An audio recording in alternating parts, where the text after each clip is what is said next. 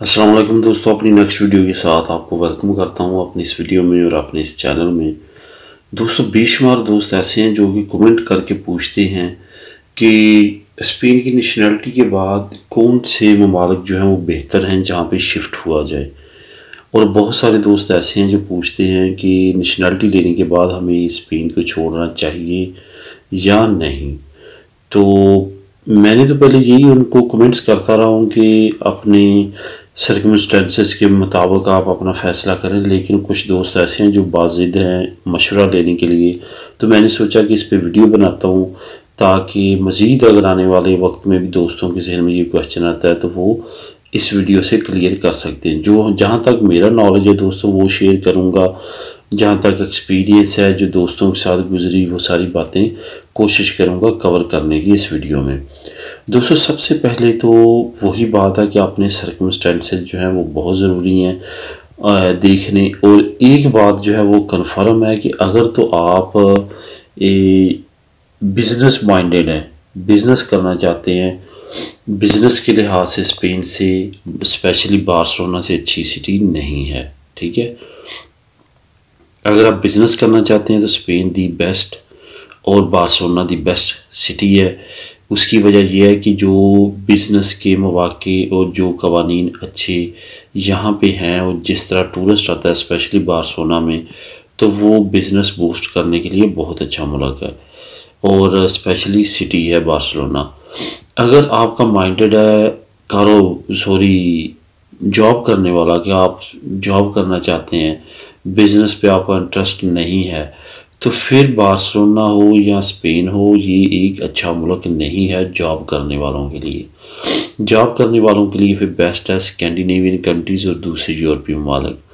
पहले आपको पता था कि यूके में आप जा सकते थे, ब्रेक्सिट अभी होने वाला। वैसे तो अगर तो किसी दोस्त के पास नेशनैलिटी है तो उसके लिए चाहिए कि अभी 3 महीने रहते हैं, अक्टूबर नवंबर दिसंबर, आज 30 सितंबर है, तो उसको चाहिए कि जल्दी से जल्दी जाके अपना अंदराज करवाए इंग्लैंड में, क्योंकि वहाँ पे अभी तक ईयू सेटलमेंट प्रोग्राम चल रहा है जो कि 31 दिसंबर 2020 तक रहेगा। उसके बाद वो जो कानून है वो ख़त्म कर दिया जाएगा 1 जनवरी 2021 को। तो इस वजह से जी अगर तो आपका ये माइंड है कि आप जॉब करना चाहते हैं तो फिर दूसरे ममालिक बेस्ट हैं। यहाँ पे एक और बात भी करता चलूँ कि जिन दोस्तों की नेशनैलिटी नहीं निकली और वो ज़ाहिर है यूके नहीं जा सकें तो उनके पास क्या ऑप्शन है।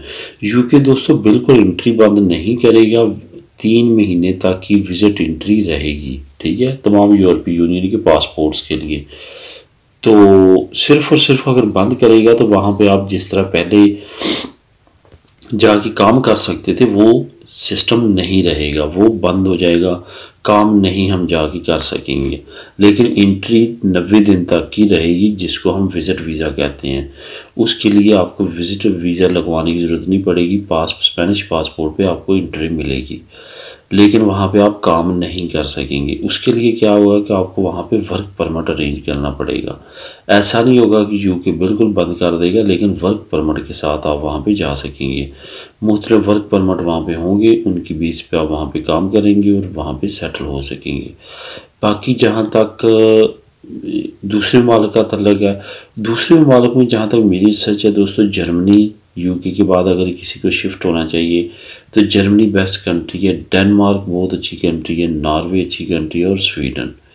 उसके साथ साथ बाकी ममालिक भी हैं, स्विट्ज़रलैंड, बेल्जियम और इस तरह के बाकी ममालिक भी हैं, लेकिन दी बेस्ट यही हैं। जहाँ तक जॉब की अपॉर्चुनिटी का तल्लुक़ है, जर्मनी में बेइंतहा जॉब्स हैं।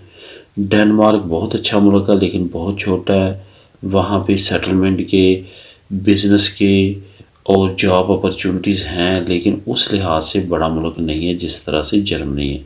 आने वाले वक्त में दोस्तों जर्मनी मज़ीद बूस्ट करेगा, क्योंकि दुनिया की तमाम बड़ी बड़ी कंपनीज़ के हेडक्वार्टर जो लंदन में थे वो अब शिफ्टिंग कर रहे हैं फ्रैंकफर्ट और बर्लिन में। इस वजह से जर्मनी आने वाले वक्त में मज़ीद जो है वो प्रोग्रेस करेगा और मज़ीद आगे जाएगा, क्योंकि दुनिया की बड़ी बड़ी कंपनीज़ वहाँ पे शिफ्टिंग कर रही हैं। इसके साथ साथ अगर बात करें फ्रांस उस तरह से चार्मिंग नहीं रहा और वहाँ पे जो इकोनॉमिकली कंडीशन बहुत अच्छी नहीं है। बेल्जियम अच्छा मुल्क है, हॉलैंड अच्छा मुल्क है, लेकिन दी बेस्ट अगर यूरोपीय यूनियन इंग्लैंड निकलने के बाद अगर रैंकिंग करें तो मेरे ख्याल में जर्मनी, डेनमार्क और नॉर्वे, स्कैंडिनेवियन कंट्रीज़ जिसमें 4 कंट्रीज़ हैं, फिनलैंड, स्वीडन, नॉर्वे और डेनमार्क, ये भी बहुत अच्छी कंट्रीज़ हैं और वहाँ पे भी शिफ्ट हुआ जा सकता है। लेकिन वहाँ पे सर्दी बेइंतहा की पड़ रही है।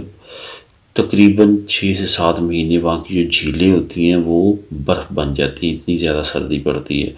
इस वजह से अब आप अपने सर्कमस्टेंसेस और सारी चीज़ें देख के इस पे फ़ैसला करें कि आपको किस कंट्री में शिफ्ट होना है और कौन सी कंट्री आपके लिए बेहतर है। कुछ दोस्तों के कुछ लोगों के रिलेटिव्स होते हैं, वो वहाँ पे जाते हैं, वो जहाँ पे रिलेटिव्स होते हैं। इस वजह से सर्कमस्टेंसेस बहुत ज़्यादा काउंट करते हैं। तो ये अब आपका डिसीजन है, मैंने आपको बता दिया कौन से इकोनॉमिकली जो कंट्रीज़ हैं वो बेस्ट हैं। दोस्तों हमेशा जो है वो किसी भी कंट्री की जब रैंकिंग की जाती है तो 2 चीज़ें मेन, बहुत चीज़ें अहम जो हैं वो 2 मेन सामने रखी जाती हैं, इकोनॉमिकली और पॉलिटिकली। इकोनॉमिकली कंट्री वही स्ट्रॉन्ग होती है जो पॉलिटिकली स्ट्रॉन्ग होती है। अब आप स्पेन का अंदाज़ा लगा लें, 5 साल में तकरीबन 3-4 मरतबा इलेक्शन हो चुके हैं। पाकिस्तान का भी सबसे बड़ा ये अलमिया है कि पॉलिटिकली स्ट्रॉन्ग नहीं है। क्या होता है कि इन्वेस्टर जब बाहर से आता है तो वो सोचता है कि इस मुल्क में तो आए दिन हुकूमत चेंज हुई रहती है, तो पता नहीं क्या पॉलिसी हो नेक्स्ट। इस वजह से वो डरता है मुल्क में इन्वेस्टमेंट लेके आने से, तो ये मुल्क की नाकामी होती है और वो ऑटोमेटिकली इकोनॉमिकली तौर पे भी कमज़ोर होता जाता है। इस वजह से उन ममालिक को चूज़ कीजिए हमेशा जो पॉलिटिकली जिनका निज़ाम स्ट्रॉन्ग है और बेहतर है। उम्मीद है दोस्तों इस वीडियो से आपको इन्फॉर्मेशन मिली होगी। प्लीज़ चैनल को सब्सक्राइब करें। मेरी नेक्स्ट वीडियो तक के लिए अल्लाह हाफिज़।